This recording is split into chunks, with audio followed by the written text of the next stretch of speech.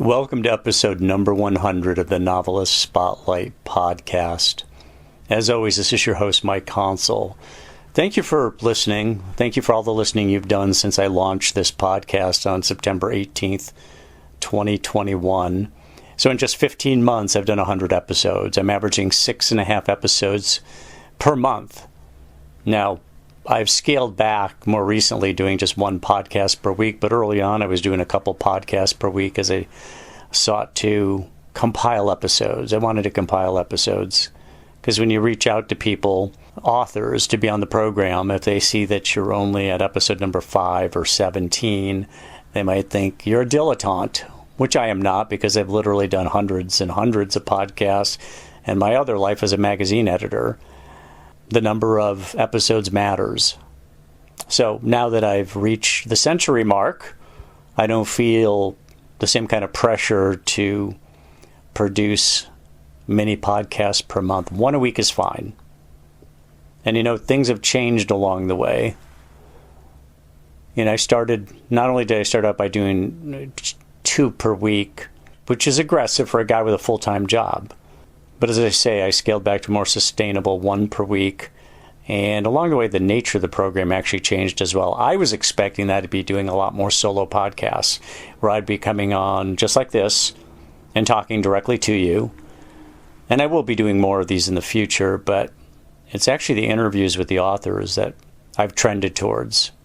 But even with the authors, the nature of the program has changed because when I first got started, I'd talk about their latest book. I'd talk about writing techniques. I'd talk about or ask them to talk about their best advice for other writers, how their career unfolded, and so on. And later, I started making it more of a personality profile, more learning about that person, learning about their lives, learning about their passions and interests, all of which feed into their writing. All of which inform their writing. Obviously, we talk about the writing too. And hopefully, you're familiar with enough different episodes to recognize that. So back on, as I say, September 18th, 2021, my very first podcast was a solo podcast where I was talking about writing advice from novelist Tom Robbins. Tom Robbins of Another Roadside Attraction, Even Cowgirls Get the Blues, Half Asleep in Frog Pajamas. I had actually watched several videos on YouTube with him as the featured person. I just don't know how to reach out to Tom. I don't see a means for doing it. I'd love to have him on the program. But instead what I did is took interviews that were done by some other people and took some of his best writing advice, and that was the kickoff, episode number 1. And I did somewhat the same with George Saunders early on, the great short story writer and novelist, George Saunders.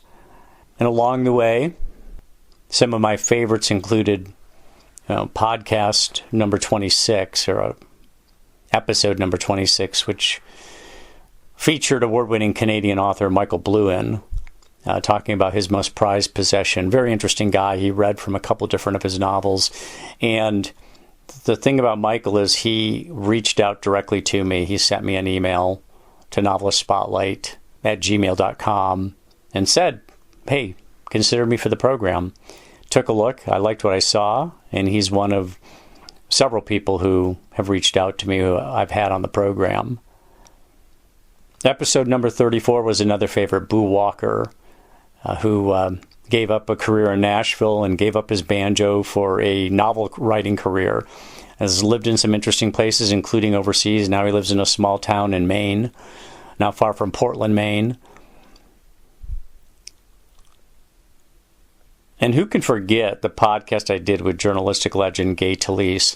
Strictly speaking, Gay Talese is not a novelist, but he's one of my biggest inspirations.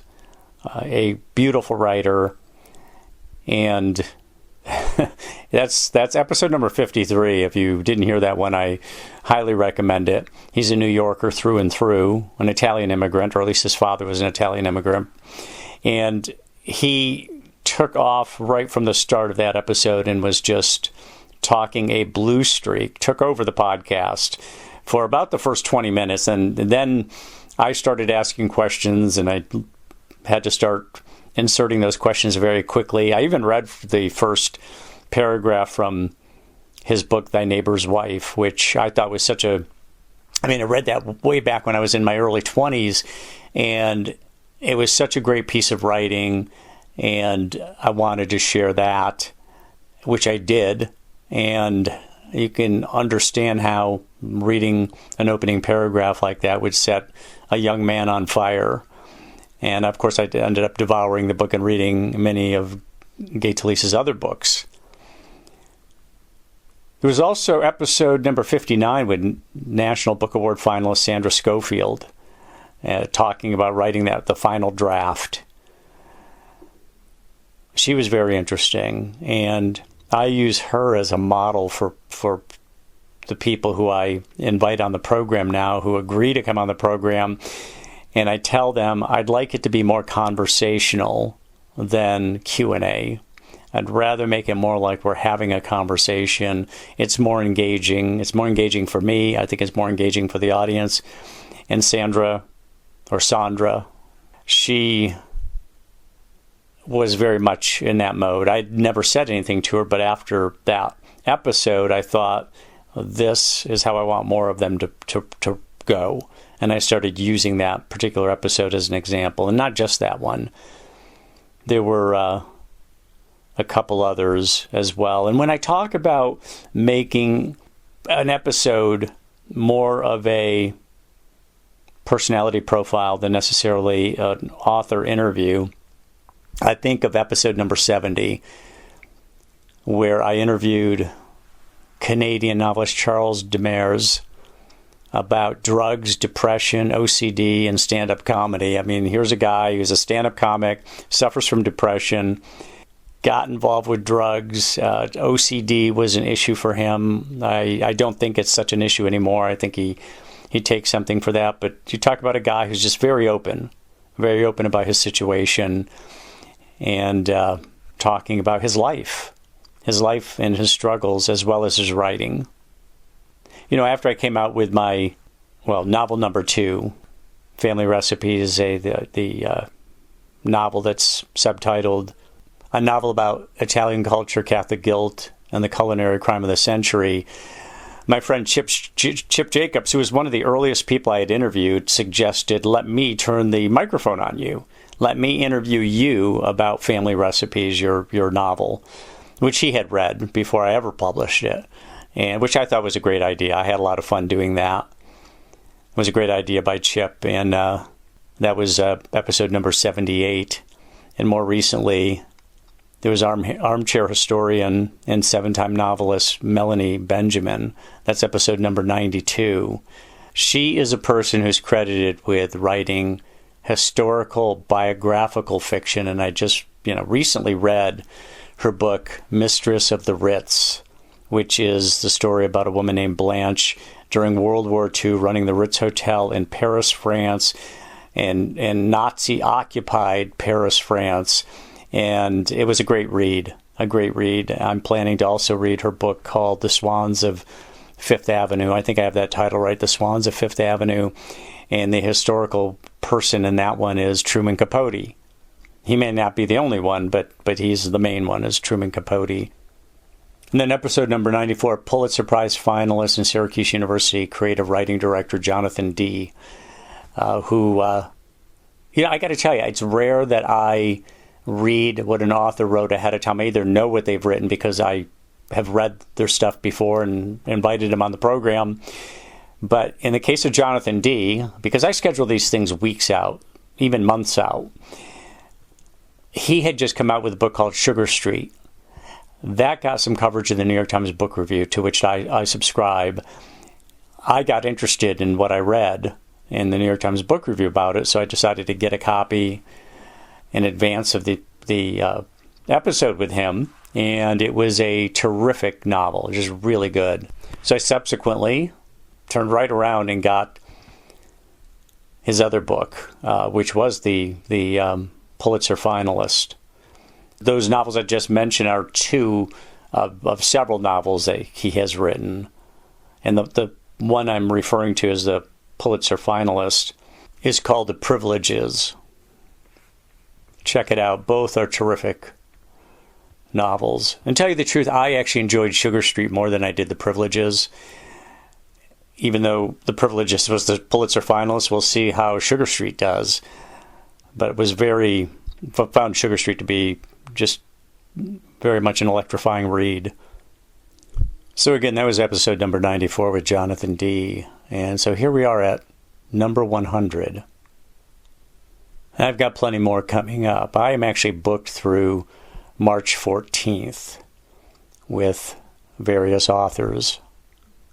My biggest frustration, just overall, is how few people actually read. It's really kind of sad. People, in some ways, do more reading than ever. They're reading social media. They're reading a lot of stuff that their friends post or strangers post. A lot of people have turned to video. They're really addicted to TikTok or videos on the reels that appear on Instagram. And those who do read, oftentimes only read nonfiction. They don't read fiction, which is, again, sad because, well, for a variety of reasons, including that I think people derive a tremendous amount of not only entertainment, but emotional intelligence from reading fiction. I did one episode where I said the most important question we can ask somebody else is, what are you reading? That's how we educate ourselves as authors, isn't it? And also, it's one of the ways that we keep ourselves current on what people are reading. And it's disappointing to hear how many people say, oh, I just am not a reader. I don't read. Or I haven't read a book since I had to read a book back when I was in high school or college. I'm always reminded of George R.R. Martin's quote that the reader lives 1,000 lives. The non-reader lives but one life. There is nothing more satisfying than storytelling. We now see it on advertisements, on television. We see it all over Netflix. We see it all over Amazon Prime Video. We see it at the movie theaters. We see it in novels. We see it in business case studies. Storytelling is how we make sense of the world. We assemble things into narratives and into stories. And that's how we interpret events. It's how we look at our own life. It's how we look at other people's lives, whether consciously or unconsciously. And nowhere is storytelling more carefully put together than in the novel, than in a finely crafted novel. And yet nowadays that gets overlooked an awful lot.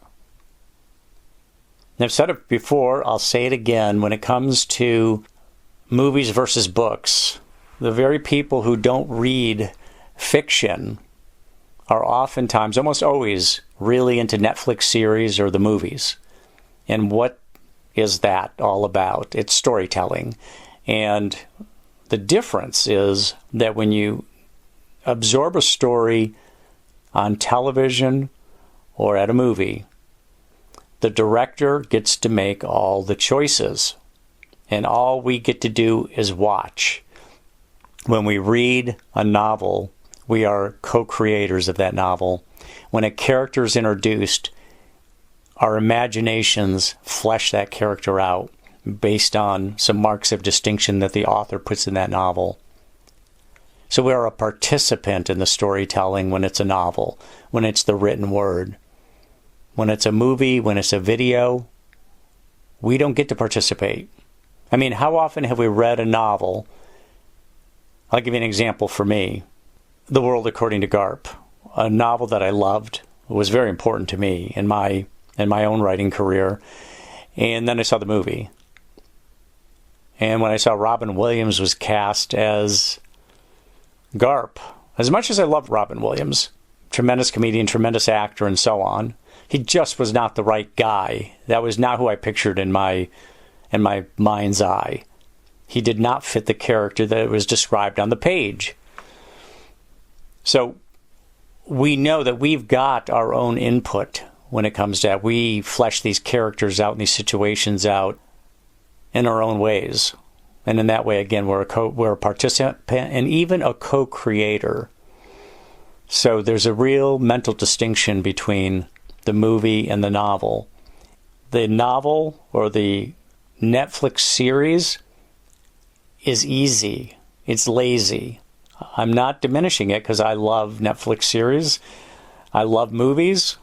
I don't mean to diminish it, but it's a lazy way to access storytelling, which doesn't mean we shouldn't be doing it. It just means we shouldn't limit ourselves in that way.